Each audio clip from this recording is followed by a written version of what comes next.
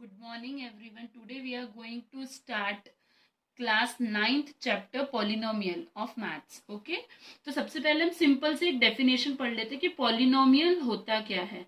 ठीक है, तो ये जो पॉली है इसका मतलब होता है कि मैनी. ओके, और नोमियल्स यानी होता है टर्म. ठीक है, तो जिसमें मैनी टर्म्स हो, मैनी टर्म्स इन्वॉल्व हो, उसको क्या बोलते हैं हम लोग? पॉलिनोमियल. इसलिए जब ये पॉलिनोमियल एक्सप्रेशन की बात की जाती है तो उसमें बहुत सारे टर्म्स होते हैं. उसमें वेरिएबल्स होते हैं, कांस्टेंट होते हैं और बहुत सारे टर्म्स होते हैं, जैसे कि अरिथमेटिक ऑपरेशंस होते हैं, प्लस माइनस मल्टीप्लिकेशन डिवीजन, ये सब होता है. तो इसमें बहुत सारी चीजें इन्वॉल्व होती है, इसलिए हम इसको क्या बोलते हैं? पॉलिनोमियल. अब हम डायरेक्ट चैप्टर पे जंप करते हैं कि क्या क्या है पॉलिनोमियल में. ये तो बेसिक है कि पॉली मीन्स मेनी और टर्म्स के लिए नोमियल दिया है उसने. इसमें बहुत सारे इन्वॉल्व होते हैं, वेरिएबल्स, कांस्टेंट, अरिथमेटिक ऑपरेशंस, ये सब इसमें इन्वॉल्व होते हैं. ओके, तो सबसे पहला टॉपिक रहेगा आपका polynomial in one variable.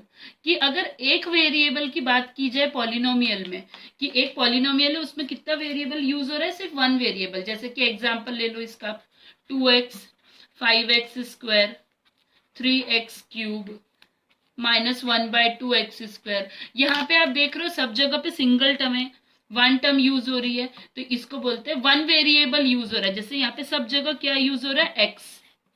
Okay, single variable, तो इसलिए हम इसको क्या बोलेंगे? Polynomial in one variable. Okay, अब हम पॉलिनोमियल में टर्म यानी क्या होता है, टर्म क्या चीज होती है. ओके, हम एक एग्जाम्पल देखते हैं पहले टर्म्स के लिए. कि एक एग्जाम्पल ले लीजिए, x² + 5x + 3. तो यहाँ पे कितने टर्म्स हैं? ये जो x² है ये आपका फर्स्ट टर्म, ये आपका सेकेंड टर्म और ये आपका थर्ड टर्म. ओके, तो इसको बोलते हैं पर्टिकुलर टर्म्स. ओके, तो how many terms are there in this polynomial? तो 3 terms are there. Okay, next topic अगर हम ले लेते हैं कोएफिशिएंट. कोएफिशिएंट क्या चीज होती है? ओके, अभी हमने टर्म्स देखा था, अब हम कोएफिशिएंट देखेंगे. फॉर एग्जांपल अगर हम एक x² लिया था, इसके पहले हमने एक एग्जांपल, तो ये x² के सामने में कुछ लिखा है क्या आपके? नहीं. तो ये x² के सामने में कुछ नहीं है, तो बाय डिफॉल्ट क्या होता है? 1. तो कोएफिशिएंट क्या होगा x² का? 1. अगर हम दूसरा एग्जांपल लेते हैं, ये आपका फर्स्ट एग्जांपल, दूसरा एग्जांपल लिखते हैं -5x³. तो इसका कोएफिशिएंट क्या बनेगा आपका? -5. ओके, इसका कोएफिशिएंट क्या होगा? कोएफिशिएंट इज द टर्म जो हम लोगों का x² x³ कोई भी टर्म के सामने में जो नंबर रहता है दैट इज द कोएफिशिएंट. तो यहाँ पे कौन सा नंबर है? 5 है कि सिर्फ? नहीं, -5 है, तो इसका कोएफिशिएंट क्या रहेगा? -5. ओके, ऑपरेशन आपको ऑपरेटर यूज करना पड़ता है. यहाँ पे कोई साइन नहीं था यानी ऑब्वियसली वो प्लस ही रहेगा, और कुछ नंबर नहीं है तो ऑब्वियसली क्या रहता है? वो 1. इसलिए हमने इसका कोएफिशिएंट क्या लिखा? 1. टर्म्स क्या होते हैं? जितनी टर्म यूज हो रही है पॉलिनोमियल में वो उसका टर्म होता है. पॉलिनोमियल इन वन वेरिएबल यानी वो जो पॉलिनोमियल है उसमें सिर्फ एक वेरिएबल का यूज हो रहा है, सिर्फ x का यूज हो रहा है तो 1. अगर दोनों टर्म का यूज होता है x और y तो पॉलिनोमियल इन 2 वेरिएबल हो जाता है. वो हम आगे पढ़ेंगे. ओके, देन हम एक एग्जांपल देख लेते हैं. कांस्टेंट क्या होती है?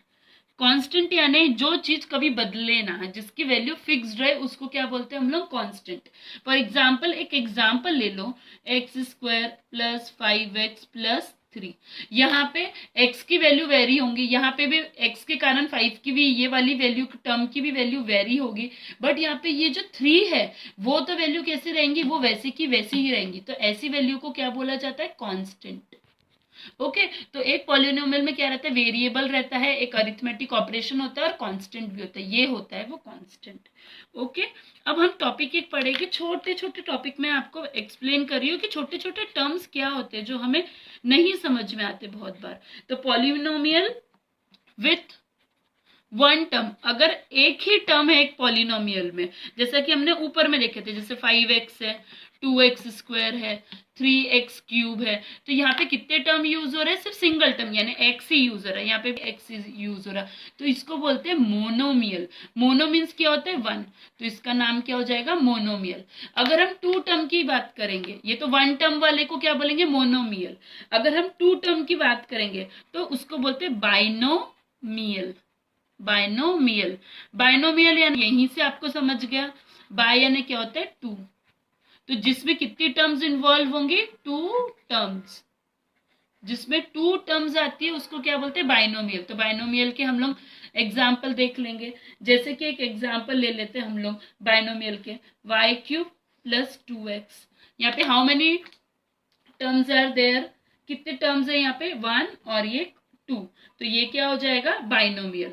हम यहाँ पे y ही यूज करते हैं क्योंकि हम सिंगल वेरिएबल से ही डील कर रहे हैं अभी। ओके, तो ये क्या हो गया 1 टर्म, यहाँ पे 2 term. How many terms are there, 2 terms are there, तो उसको क्या बोलेंगे binomial. If single term is there तो it is called as a monomial. अब थर्ड है आपका ट्राइनोमियल, नाम ही आपको बता रहे ट्राइनोमियल। ट्राइनोमियल यानी क्या हो जाएगा, कितनी टर्म्स लेंगे हम वहां पे, ट्राई यानी हो जाएगा 3 टर्म्स। ओके, तो 3 टर्म्स के लिए एग्जांपल क्या ले लिया, जैसे हम लोगों ने x plus x square plus y, तो how many terms are there 1 2 3, तो ये क्या हो जाएगा ट्राइनोमियल्स। तो ये टाइप्स ऑफ पॉलिनोमियल है, जहाँ पे 1 टर्म यूज होता है उसको मोनोमियल, जहाँ पे 2 टर्म्स यूज होता है उसको बाइनोमियल, और जहाँ पे 3 टर्म यूज होता है उसको ट्राइनोमियल बोला जाता है। और ये एग्जाम्पल 1 टर्म का, ये 2 टर्म का, और ये 1 2 3 टर्म्स का trinomial. Okay, now we will see the highest power. Highest power को ही हम लोग बोलते हैं डिग्री ऑफ पॉलिनोमियल। क्या बोला जाता है, डिग्री ऑफ पॉलिनोमियल। ओके, तो हाईएस्ट पावर देखना है हमें। फॉर एग्जाम्पल एक एग्जाम्पल ले लो, जैसे 5x to the power 4 plus 3x square plus 2x plus 3। यहाँ पे हम देखेंगे कि सबसे बड़ा x का पावर क्या है। यहाँ पे x का पावर क्या है, कुछ नहीं है तो 1 है। यहाँ पे x का पावर क्या है 2 है। यहाँ पे x का पावर क्या है 4 है। तो सबसे हाईएस्ट पावर x का क्या है, ये 4 है। तो हाईएस्ट पावर क्या हो जाएगा 4, और 4 ही इसी की क्या बन जाएंगी डिग्री। तो ये जो पॉलिनोमियल है इसका डिग्री कितना रहेगा 4। ओके, तो हाईएस्ट पावर को ही हम क्या बोलते हैं डिग्री ऑफ पॉलिनोमियल। एक छोटा सा एग्जांपल ले लेते हैं फिर से, 7x to the power 7 plus 5x square plus 3। यहाँ पे क्या हो जाएगा, उसका डिग्री ऑफ पॉलिनोमियल क्या होगा, तो सबसे हाईएस्ट डिग्री क्या है 7 और 2 में से कौन सा हाईएस्ट है 7, तो यहाँ पे डिग्री क्या बन जाएंगी ये पॉलिनोमियल की 7। Okay, then we will start with the new concept, that is the zeros of polynomial, zeros of polynomial। Okay, तो पहले तो मैं एक सिंपल सा कंसेप्ट बताती हूँ कि हमें कैसे वैल्यू निकालना, कि एक कोई पॉलिनोमियल दिया है, जैसे एक छोटा सा पॉलिनोमियल का एग्जांपल ले लेते हैं, p ऑफ x जैसे हम लोगों ने दिया 5x square plus 2x plus 3 दे दिया हमने।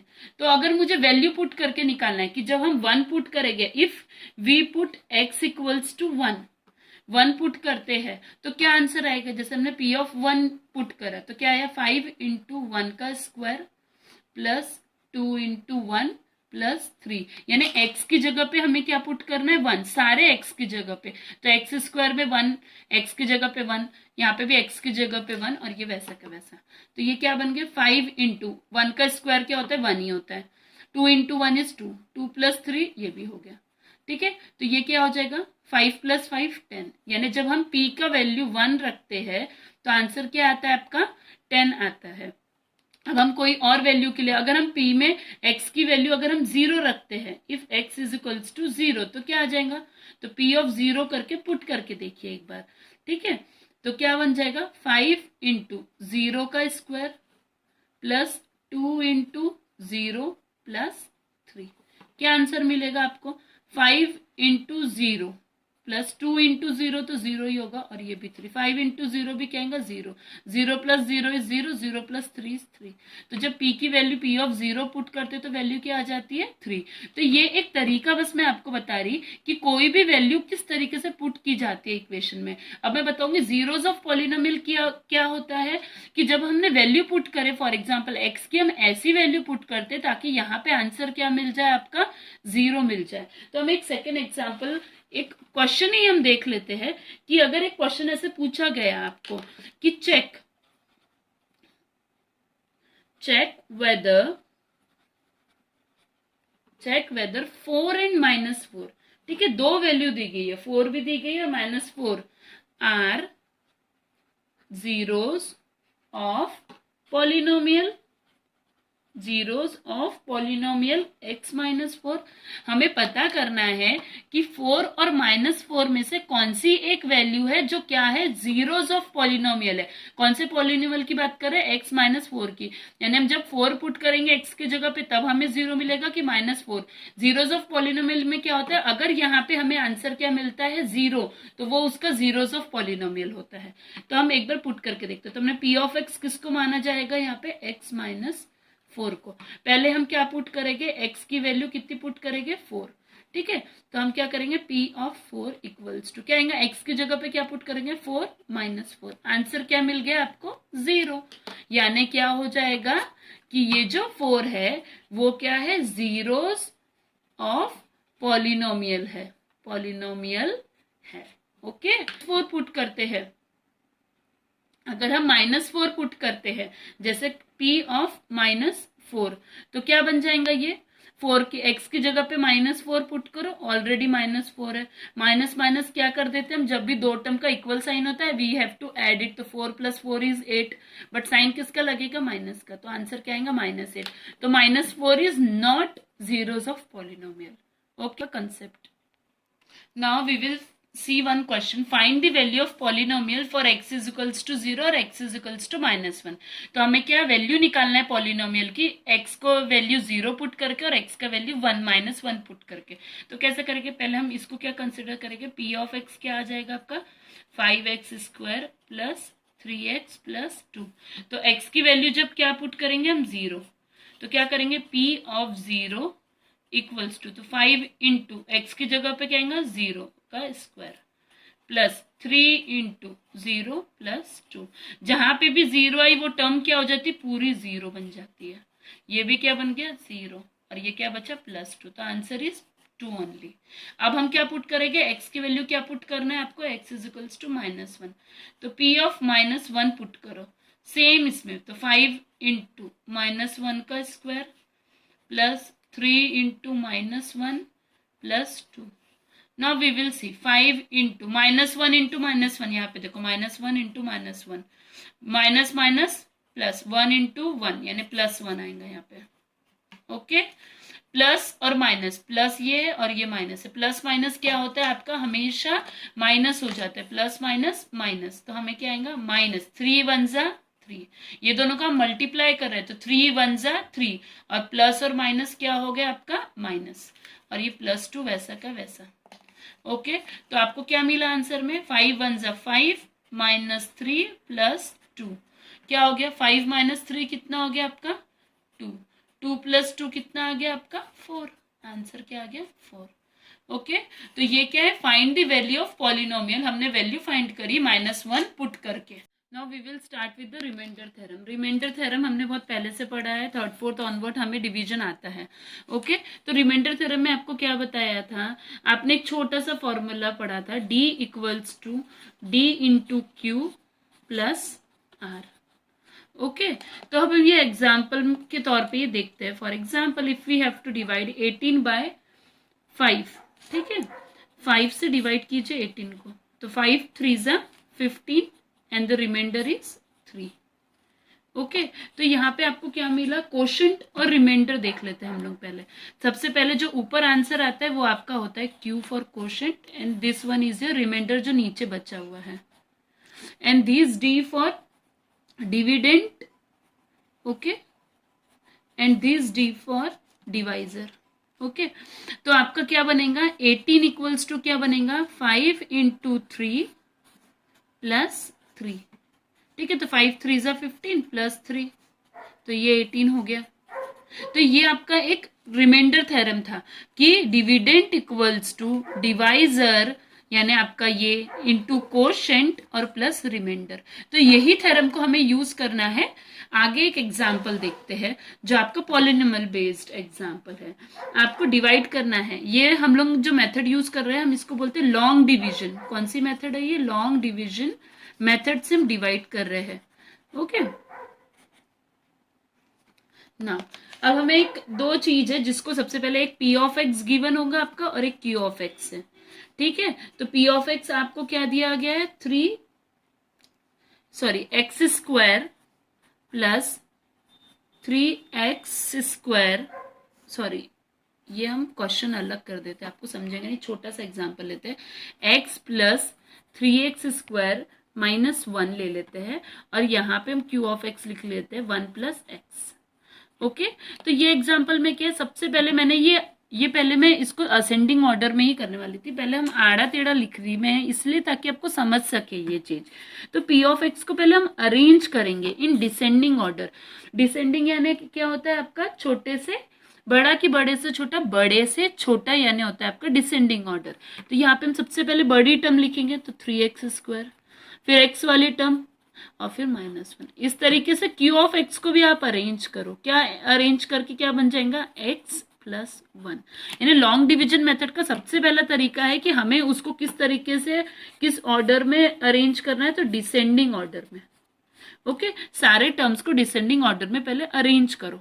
नाउ वी विल सी, अब हम डिवाइड करते हैं, हम किसको डिवाइड करेंगे, p ऑफ x से डिवाइड करेंगे हम q ऑफ x। तो इसको लिखने का कैसे तरीका होता है लॉन्ग डिवीजन मेथड से। ओके, तो we will start with the new page, क्योंकि ये आपको समझना बहुत ज्यादा जरूरी है, ये बहुत इंपॉर्टेंट प्रॉब्लम है।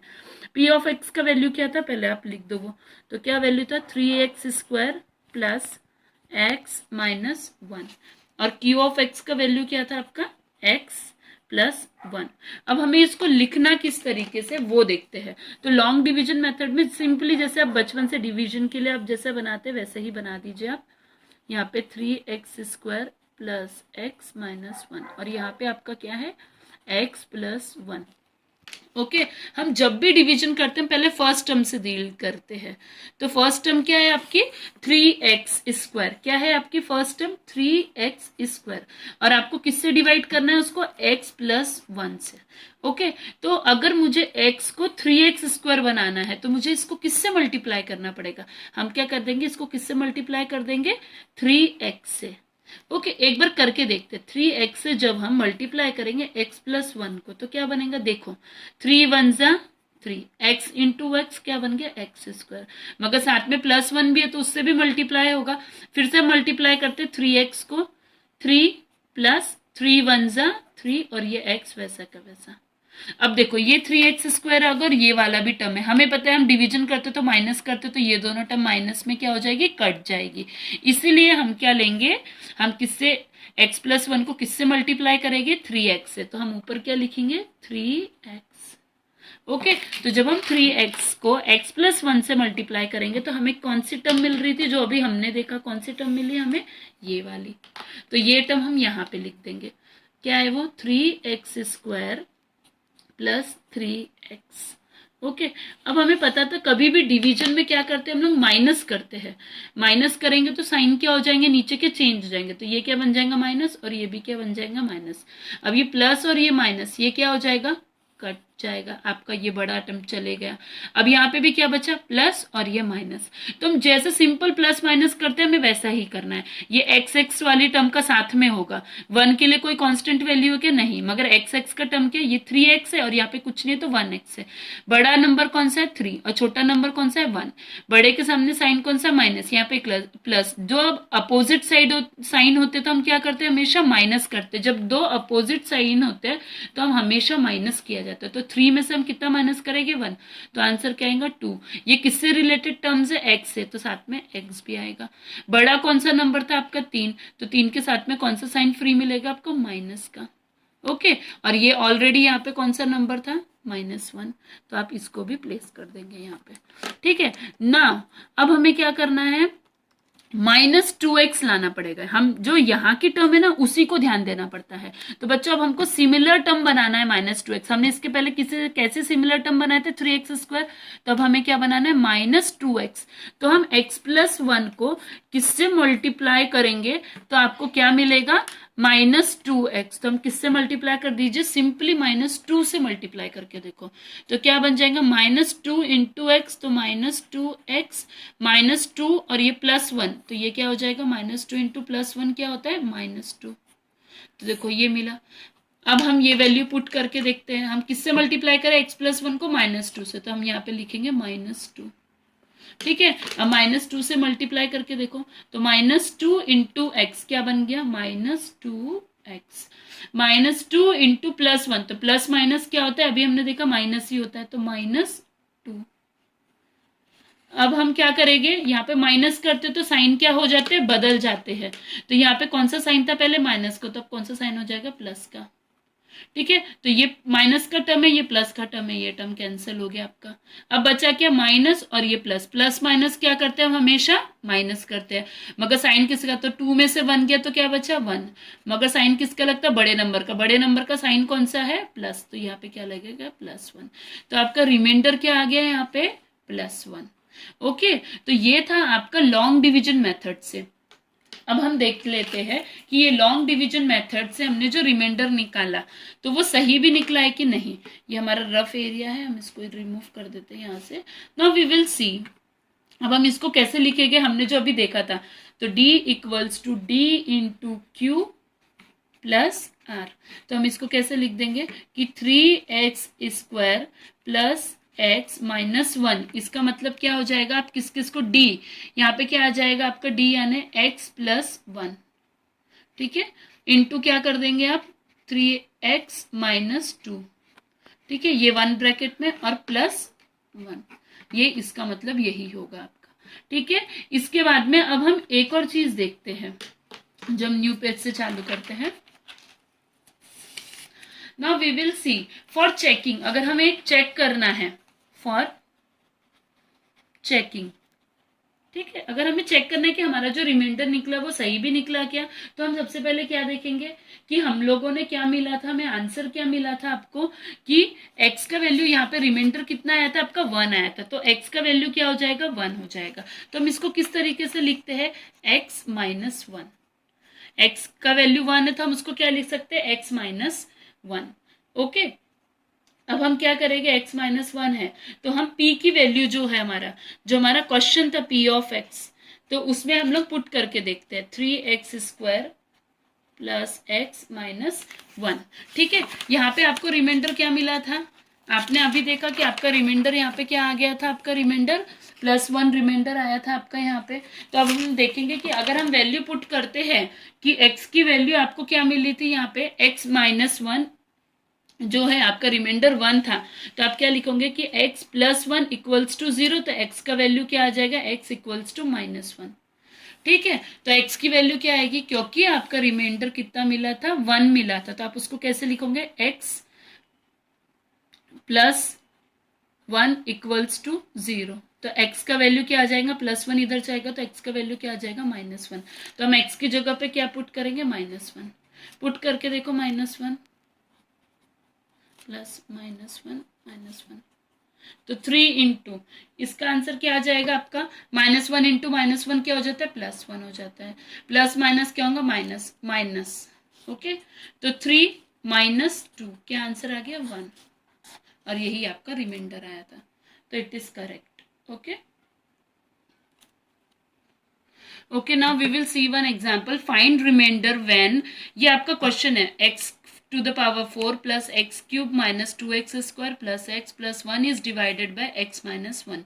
अगर आपका p ऑफ x गिवन है, p ऑफ x क्या दिया है, x⁴ + x³ - 2x² + x + 1।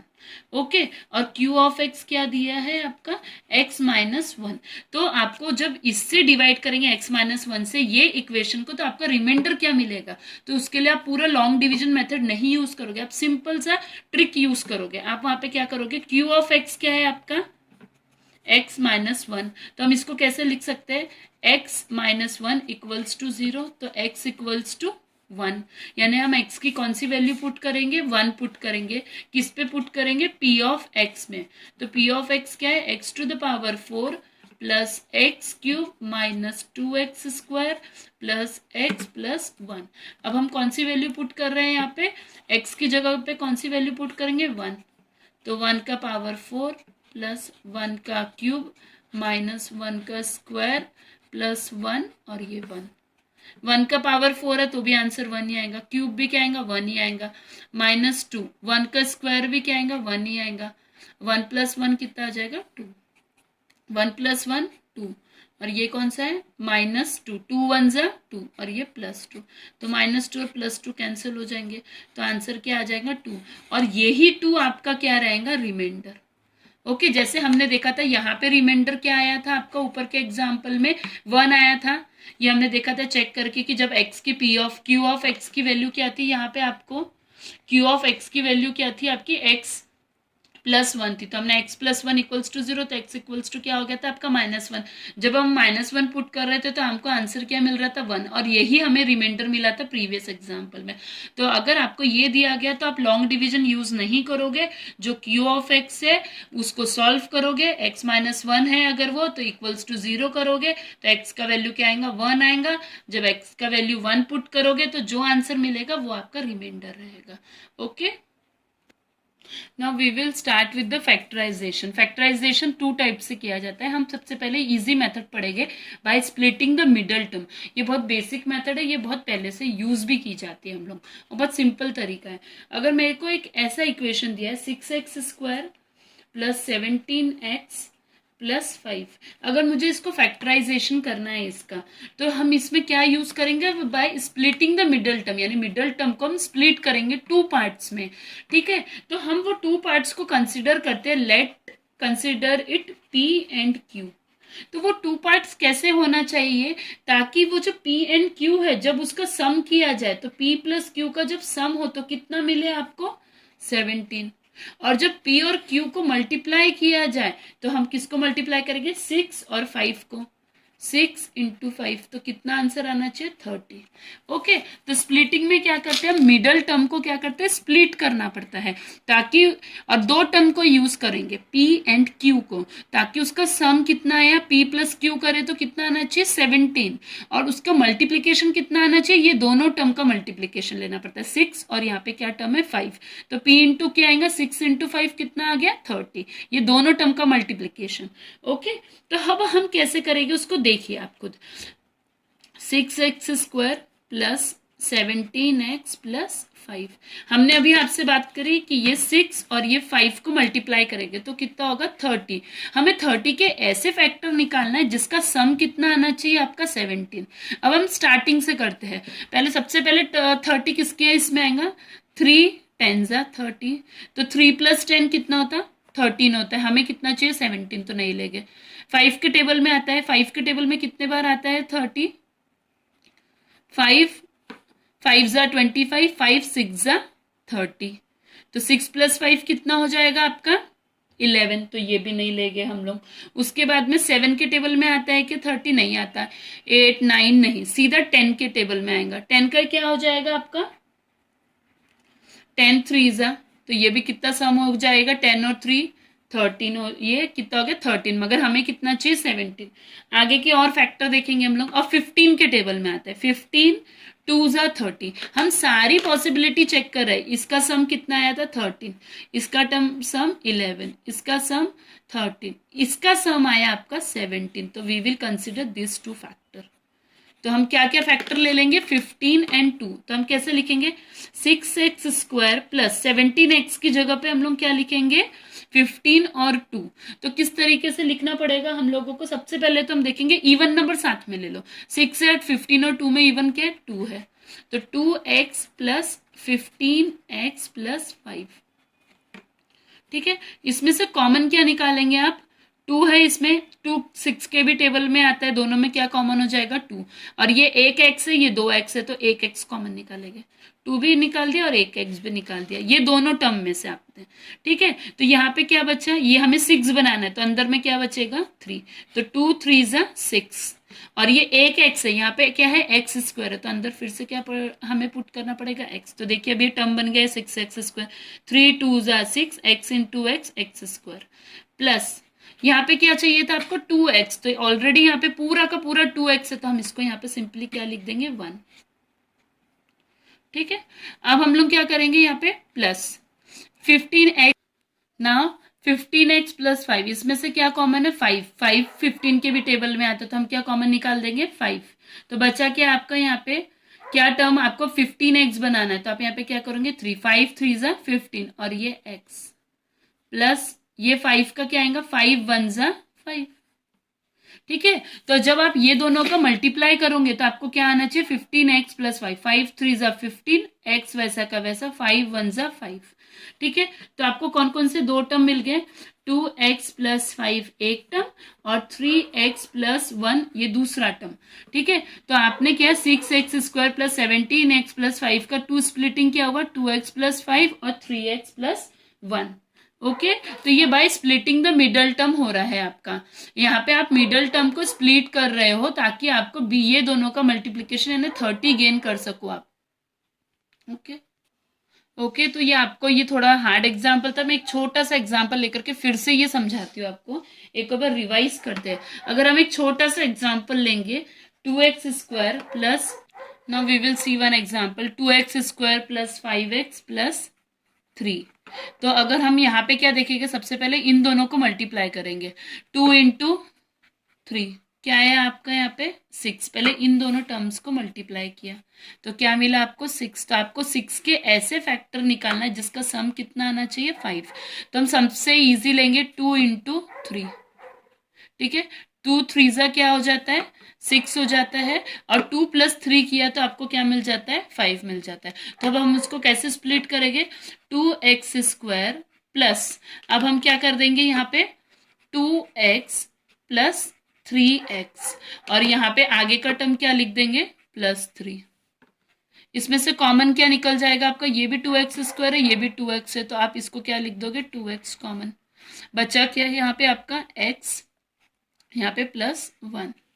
फिर यहाँ पे क्या कॉमन निकलेगा, 3 है दोनों में कॉमन, तो प्लस 3 कॉमन, साइन कौन सा है यहाँ पे प्लस 3 कॉमन, तो बचेगा क्या यहाँ पे x, और यहाँ पे पूरा 3 ले लिया तो यहाँ पे क्या बचेगा प्लस 1। ओके, देखो सबसे पहले आपने 5x को कैसे लिखा, 2x प्लस 3x, ये दोनों का सम कितना था 5, और 2 3 जा क्या होता है 6, तो 6 के फैक्टर निकाले 2 प्लस 3 तो 5 बन गया। अब ये दोनों में कॉमन क्या है, यहाँ पे भी 2x है, यहाँ पे भी 2x है, तो 2x बाहर निकल गया। यहाँ पे x का स्क्वायर था तो 1x बाहर है तो अंदर 1x चले गया, ये पूरा टर्म यहाँ पे निकल गया, तो यहाँ पे क्या बचा आपका प्लस 1 बचा। यहाँ पे क्या होगा, ये भी 3 और ये भी 3 है तो आपने 3 को बाहर निकाल दिया, अंदर में क्या बचेगा आपका एक x बचेगा, यहाँ पे कुछ नहीं है यानी आपका हमेशा क्या रहेगा 1 रहेगा, तो यहाँ पे प्लस 1। तो यहाँ पे दो फैक्टर कौन कौन से मिल गए आपको, 2x प्लस 3 और x प्लस 1। तो ये होता है by splitting the middle term. Okay, factorization ये बहुत बड़ा चैप्टर है, ये हम नेक्स्ट टर्म अभी जो हम पढ़ने वाले हैं वो फैक्टर थ्योरम, वो हम नेक्स्ट वीडियो में देंगे। इसमें अगर आपको कोई भी क्वेरीज है तो नीचे कमेंट कीजिए अगर आपको कुछ नहीं समझा है। Okay, like subscribe. Okay, thank you.